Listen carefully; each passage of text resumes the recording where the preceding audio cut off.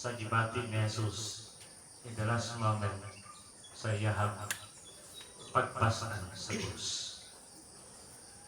Sa mga igsoon, kung atong lantawon ug subayon nato kining ebanghelyo atong nadungog karon, it's a kind of decision.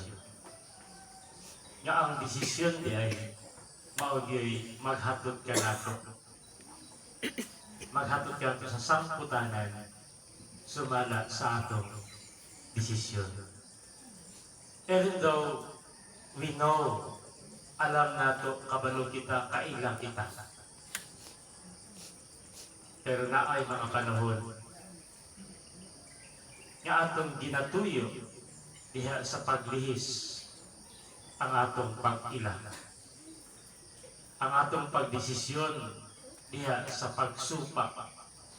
Ang atong pagdesisyon diha sa pagdumili sa maong kasuguan. Sa atong ebanghelyo, tataw kaayo. Tataw kaayo kining mga tawhana. Wa gi ikasulti. Wa gi mga katarungan nga ilahang nahimo. Diya sa ilahang kagustuhan nga nung ilahang batuon sa Jesus. Wala sila nakitang mali diha kang Jesus, pero ang ilahang desisyon nga gusto gid nilang pasakitan sa Jesus. And this is most probably yung kahit nabuusap diyan sa atong kinabuhi. Blind kaayo kita, wag itay katiyuan, wag itay intention aron pasakitan ang tao. Pero kakahitabo, may yun na lang kagkong sa may akong sala.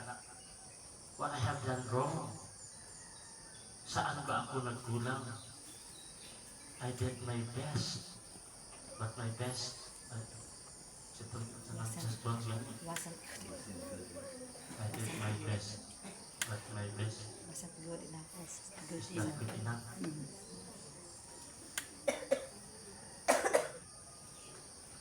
Dili bago sa kasinatian, ambot ka mo kung nakasinati na mo sa inyong anak ng mga paghitabo sa kinabuhi.